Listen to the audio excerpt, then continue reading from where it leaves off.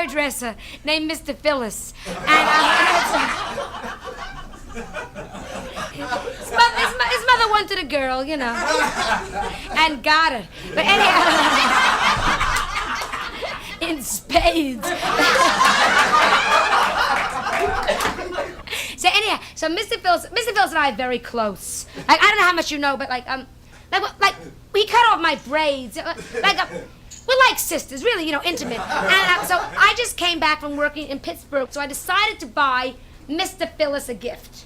So I decided to buy Mr. Phyllis a wig, so I wanted to get the wig wholesale. Like, you probably don't know this. Like, you see a wig in Wig City, it looks okie dokie, but you don't know that wigs are bred on wig farms, and if you really are in, you go directly to the wig farm where all the wigs are running around. They're still alive when you pick out the one you want. And the wigs are running, and I wanted to get a good wig, $10, $15, you know, I'll blow it. So we go over to the wig farm, and, you know, we're looking around, they take us over to the wig pen, and different wigs. The wig pen. Speak up, it's a small room. And, you know, different wigs are bred for different things. Some wigs are bred to curl, and some wigs are bred to fluff and to Marcel. And I want to get like a nice wig for Mr. Phyllis, and I'm looking, and suddenly I spot really a stunning wig. A real knockout. It's long, blonde, silky hair, very, you know, wild, silky, good-looking wig. And I'm right about to say, that's it, when suddenly something begins to lick my hand. And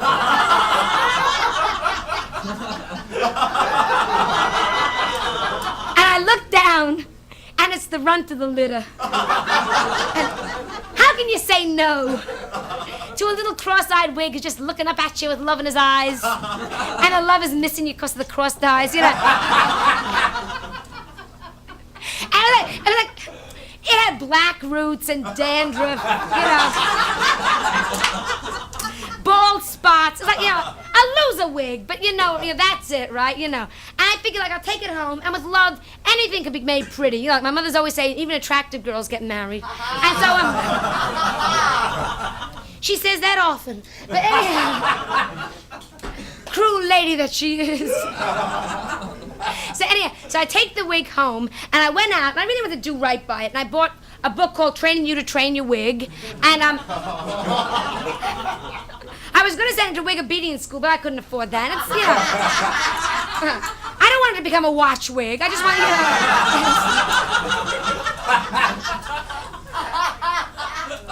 to... So anyhow, and I bought it wig food and wig bones, and I got... I don't think you should spoil a wig. Like, a lot of people don't feed their wigs wig food. Like, a lot of people say, like, my wig... How many times have your friend said to you, like, my wig won't touch wig food? Yeah. My wig, what Harry and I eat, the wig eats, you know? If it isn't chopped sirloin, the wig won't touch it. From Harry's mouth to the wig. Well, I don't believe in this. If it's a wig, it should eat, like, good wig food. 59 cents a can, you know, good, but wig food. So I bought it the wig food and the little wig bones, and I would say to it things like, set! Curl! Be a muff! Be a muff for mommy, and nothing. So I looked it up in the book, and the book said the reason the wig wasn't paying attention because it didn't have a name. Because, like, to get the most out of a wig, you gotta give it a name. So I didn't know what to name it. Like, what, you know, first, I didn't know, what do you name a wig? First of all, I didn't know if it was a boy or girl. Because, where do you look, you know?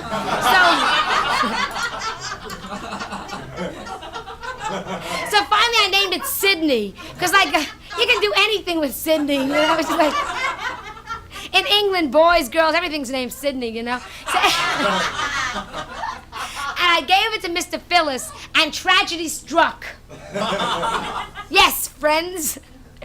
Mr. Phyllis one day started to tease him, and it bit him. Mr. Phyllis had a lot of tragedy, all because of me, too, which upsets me. I had mentioned his name on the Johnny Carson show, and a lot of people really listen, you know, to what, you know, you say on the show. And I'd say, like, I have a hairdresser, Mr. Phyllis, and the very next day he got a lot of phone calls, plus a couple of new customers, and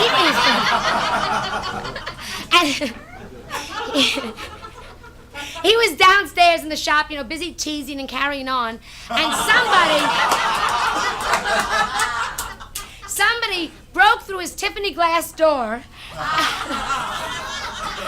broke into his apartment and stole all his valuables, including his roommate. And just,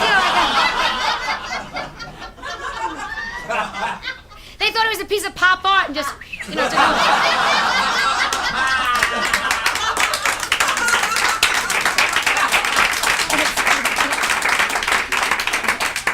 That Andy Warhol's fantastic. The eyes move on this baby,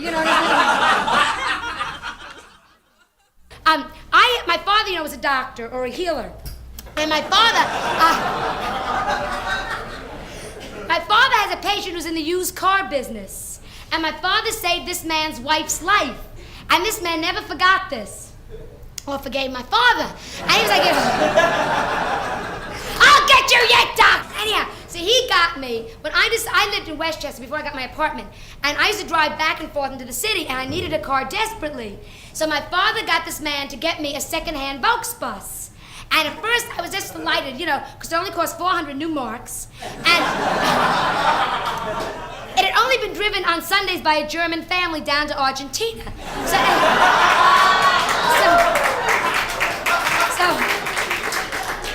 I'd be like, great. But then, little things about the Volksbus got me nervous, because every time we'd stop for a red light, people would try to get on. And so finally, the car breaks down. I'm driving downtown to the club where I work, and it's 11:30 at night, and I'm on the West Side Parkway, and I'm all dressed up because I'm going to work, and I have my wig next to me in a box, keep it fresh. And suddenly, the car stops. And for the women in the audience, it's frightening because if you've ever driven alone, you think you're very smart while you're driving, But suddenly, with the radio going, the flags flying, but then Isadora Duncan's, at the window with the scarves going. But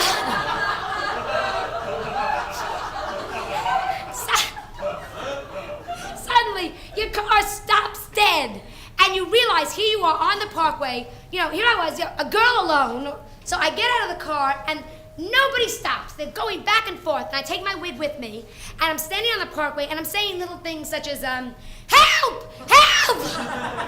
Because I don't fool around. And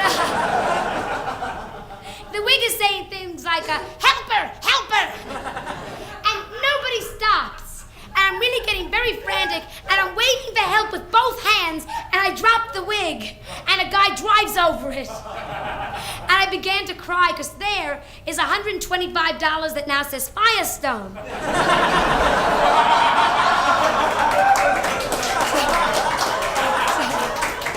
I pick it up, and the guy's car screeches to a halt, and he jumps out and he said, I killed your dog. He gives me $10 and he drives off. So, I want you to get the picture. It's 11:30 at night. It's raining out. I'm walking down the West Side Parkway against the traffic with a dead wig in my arms. It isn't pretty, folks. Nobody stops. They're New Yorkers, they've seen it,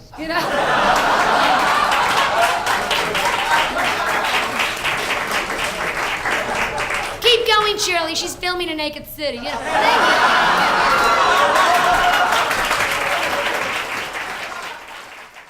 I come from an upper middle class family. My mother took the test in the Reader's Digest, and that's what we are. And how many times a week does your maid come in? Joan, how often you home? Four. If I was living home, I'd be upper, But anyhow, so I brought my mother to see the apartment, and the first thing she says, she said, anything can be made cheerful. That hurts. Because I had already made it cheerful, I thought. And then I took Roy Silver Star Maker over, and he said, well, when you paint, it'll be better, and they painted. It's been like bango time, So anyhow, I've got this old broken down candelabra, really lousy looking, and I scraped it with the Brillo, and I got rid of all the wax and everything, and today I have a beautiful Chianti bottle. It's okay. But I have what they call black thumb, because I just have bad luck with plants, and I bought me a philodendron. I started small, and I put it in my kitchen, and it drank my soup.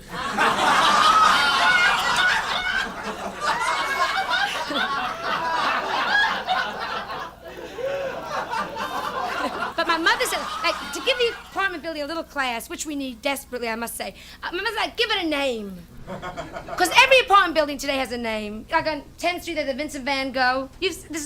My sister's getting married. She's moving to the Gentry East. Smart. In Brooklyn. The Brooklyn gentry gotta live too, you know.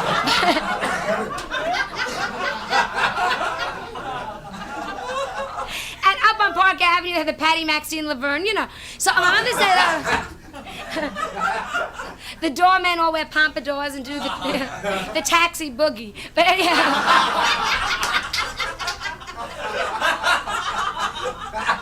So my mother said, give the building a name, because the building doesn't have a name. And so I decided we should call a meeting a house meeting, because that's important, you know. And we had to call a house meeting during the day, because a lot of the ladies work in the evening. They're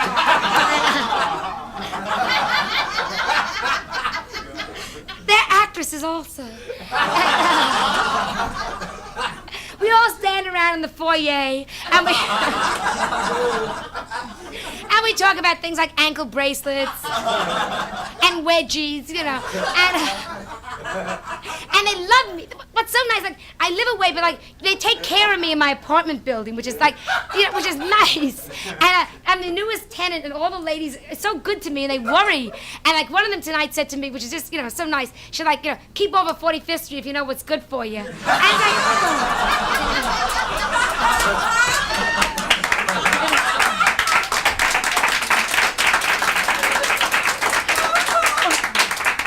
well, thanks, Miss Sadie. And I'll wave to you from Topanetti's. But anyhow.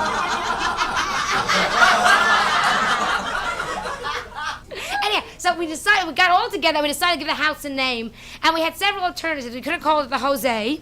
Then somebody suggested the Mildred.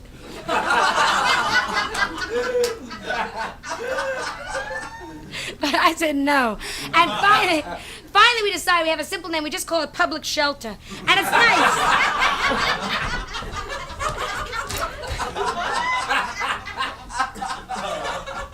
And she's like, where do you live? You say, I live in the Public Shelter West. And it's nice. And everybody suddenly, when your building has a name, we're all different now. And we all walk tall through the lobby, you know? And we carry ourselves a lot of class. And now we walk over to the super and we say things like, call me a bus, ha-ha.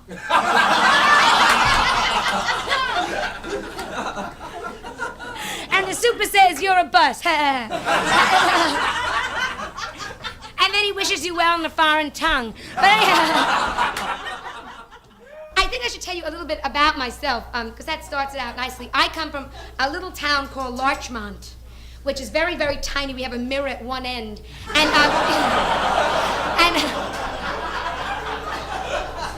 which scares hell out of the visitors. Crash show. And there's a bloody stranger. But then, anyhow.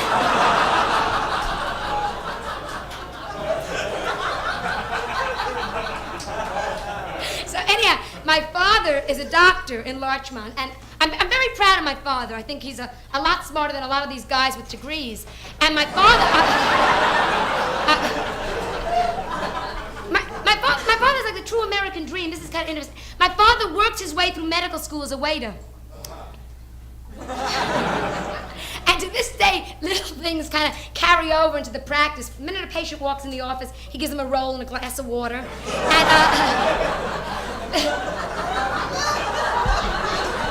the patients are like, gee, doc, what have I got? My father says, what do you have, you know? And he writes his prescriptions like this, you know? Unless, if it's a family, he says, you want that all one prescription, you know? And but my mother, my mother, it's very interesting. My mother is not a doctor, even though she also didn't go to medical school. She's just a mother, you know? And we're very close. We're almost like mother and daughter. And as a child, my parents were very good. I was very fat as a child. But like, when you say like fat, like I was my own buddy at camp. Now that's, you know. And because I was so fat, I didn't have any friends because nobody could get close enough to me to find out I was fun. So I began to retreat very much into myself, and my parents tried to cheer me up, and they'd go for a ride, and they'd take me with them in the U-Haul. But even so,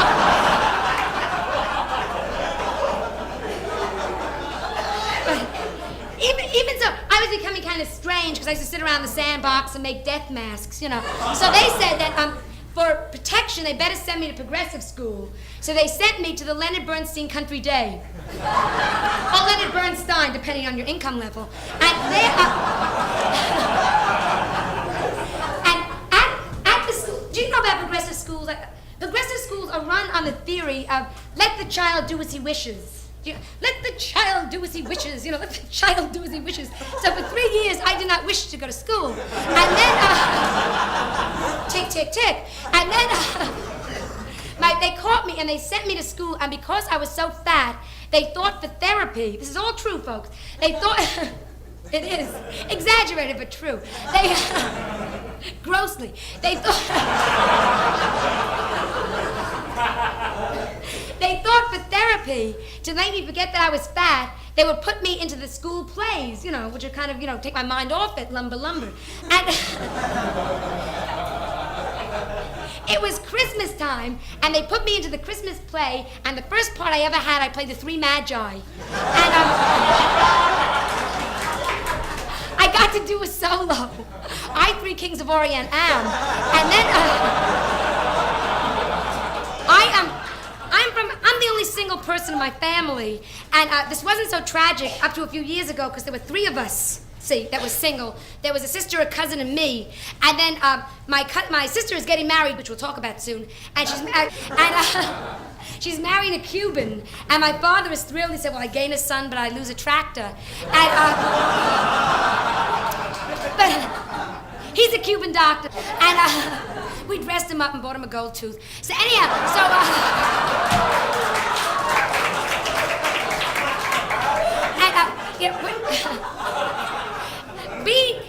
in Westchester, you do things differently, and we've been having a lot of receptions going, and you meet people on reception lines, and usually on a reception line they'll say things to you, if it's a wedding reception, it's like, this is Joan Rivers, how do you do? Joan Rivers, how do you do? Joan Rivers, how do you do? Right. Well, in Westchester, they don't say your name, they say what you gave, and they say like, this is service for 12, how do you do? Service for 12.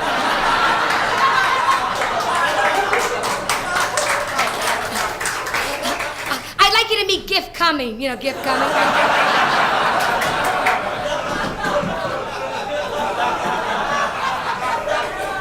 Gift coming just gets one hors d'oeuvre. But anyhow, so the other single person, was my cousin, and my cousin was never married, which is kind of interesting. She was 77 years old, never married. Fooled around, but never married.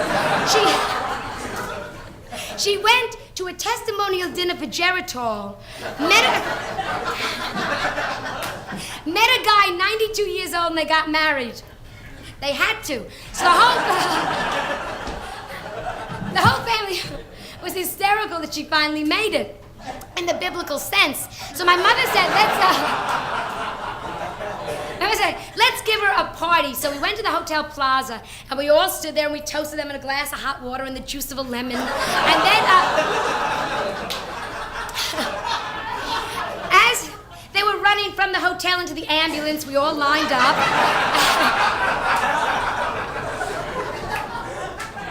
We threw rice and orthopedic shoes, and,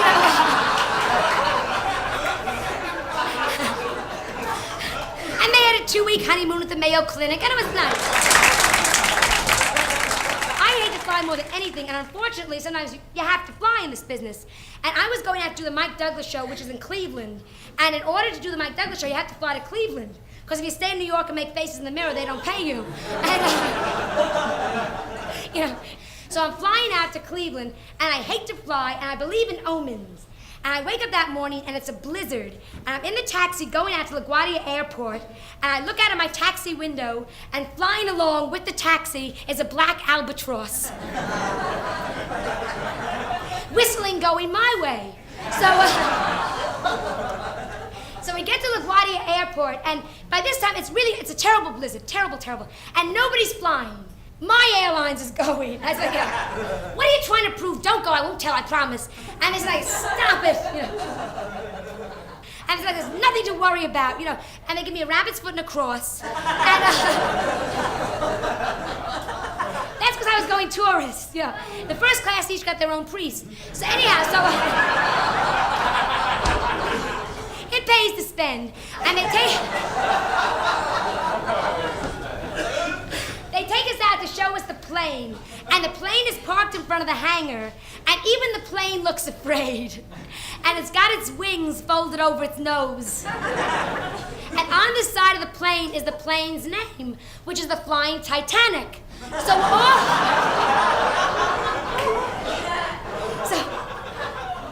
we're all standing there, and we're all looking at the plane, and there's a man standing right next to me, also looking at the plane, and he's saying things like, if God wanted man to fly, he'd give him wings. And he's our pilot. So, which I should have guessed from the cape and the S. But anyhow,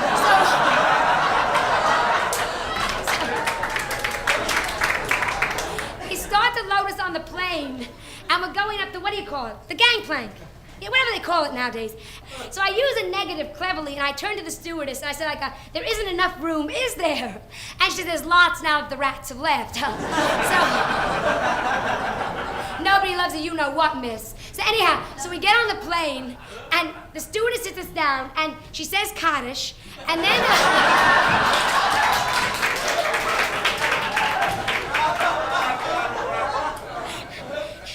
she starts to give us her speech. And she's a very negative stewardess, And instead of saying things like, if we ditch, she goes, when we ditch, and the sharks come at ya, kill them with a blunt instrument, like your arm.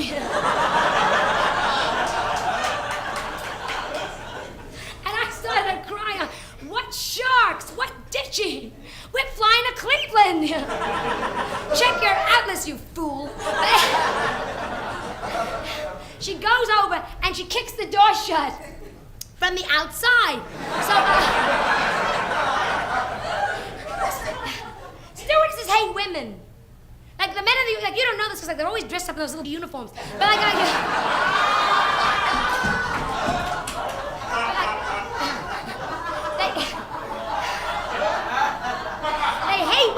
they love men. They're very nice. To the men, they're always saying things like, coffee, tea, or what will you, sir? But to the women, they're like super polite, And, and you can't blame them, though, because they're all single. And they fire them at 26. They have a definite deadline. They don't fool around. So our stewardess is like all over the men. And I was saying little things to her like, excuse me, have you got a throw-up bag? And she says it's not my aisle. And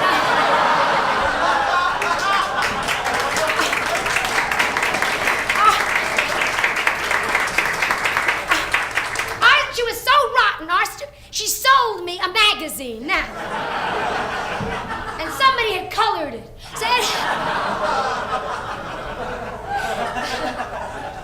So anyhow, we blow into Cleveland an hour ahead of schedule because we're on the tail end of this hurricane, and the airlines did not know what to do with us because it had never happened in their history that anyone even came in near schedule.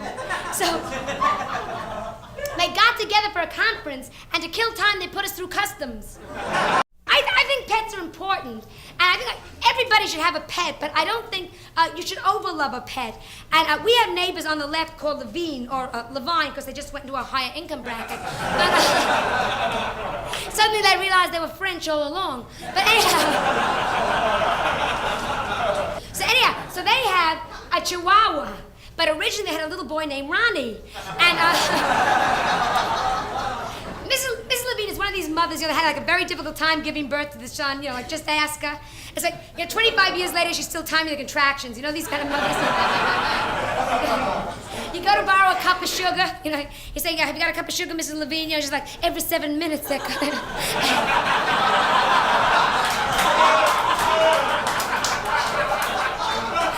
Oh, my doctor says I'm brave, you know.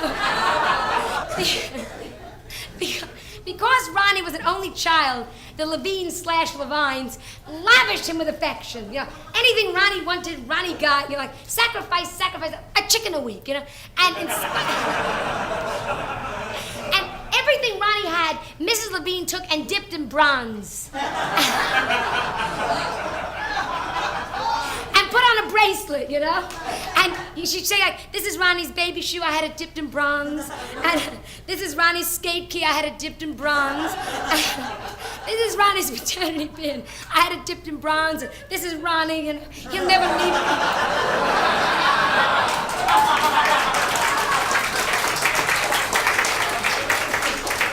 This is my obstetrician. He says I'm a brave woman. You know, and in spite of all this affection, Ronnie grew up and did something rotten. Rotten, folks. He cut the cord, snippo, and Mrs. Levine took it and had it dipped in bronze.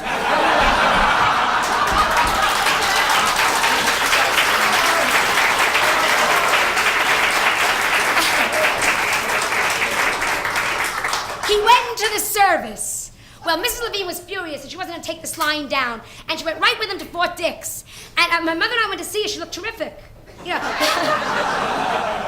they had slimmed her down and shaved her head. She was much.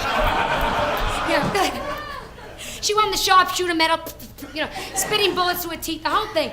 And from Fort Dix, the Army took Ronnie and sent him over to Japan. And while in Japan, he figured, you know, when in Rome, be a Jap. He married a Japanese girl. Well, through the heart of Mrs. Levine. She was a poor Japanese girl. Her father wasn't ready to wear kimonos, nothing. And Mr. and Mrs. Levine washed their hands symbolically of Ronnie, and they got rid of his books and his toys and his crib, and they went to Macy's, and they bought themselves a Chihuahua that they named Sonny. A little Freudian? Now, before we go on, because, you know, it's like, I want to know who here, or whom here, college grads, whom here likes Chihuahuas? I hate Chihuahuas. I'm not ashamed, yes. Chihuahuas are a myth perpetrated on the American public by Xavier Cugat. When I say, like, I hate Chihuahuas, like, I wouldn't kill Chihuahuas. I'm not a Chihuahua killer. You know, God put them on earth, Noah took them on board, so what the hell? But, I'm not the one, you know, to take the flute and head to the East River with the Chihuahuas. Come on, no. But, what's nice about Chihuahuas? They shake to Latin rhythms. You know.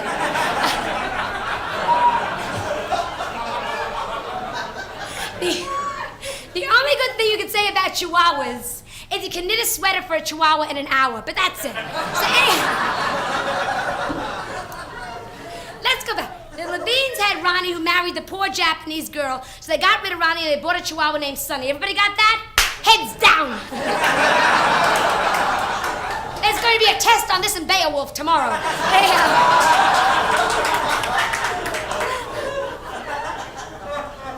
So anyhow, you hear like these hideous stories, and people go out to dinner with their dogs, right? And the Levines would go out to dinner with my parents, and it'd be my mother and my father, and Mr. and Mrs. Levine, and Sonny in an outfit. And Mrs. Levine would say to the head waiter things like, "Table for 5." And Sonny was so ashamed, he'd shake in double time, you know. "It isn't pretty, folks.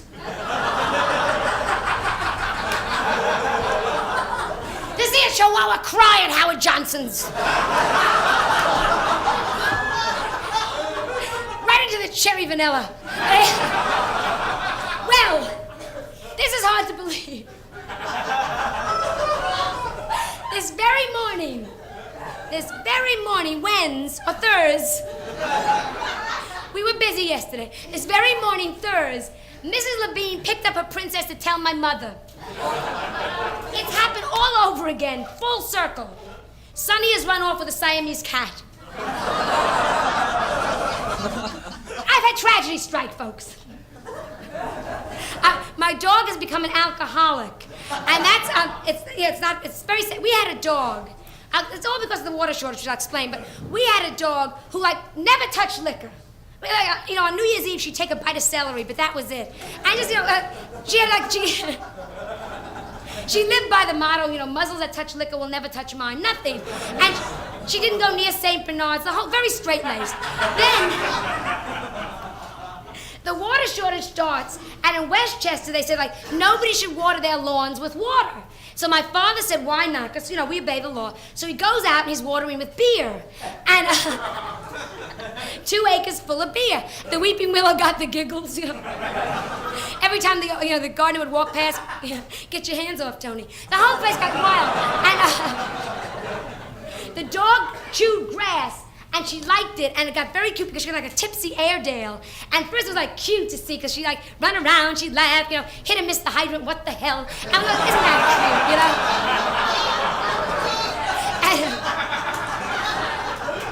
cute, And we'd say things to her like, go fetch, she'd say, oh, go fish. You win or you get it. And then she turned nasty. And she began to hang around with bad kinds of people. She began to hang around with police dogs, and she'd go into bars for free drinks, ugly. And one day she wandered off, and this is hard to believe. Coming here tonight, we stopped. I laugh because it's so emotional. We stopped at the Bowery for a red light. And would you believe my dog came out of the shadows and for drink money licked off my windshield?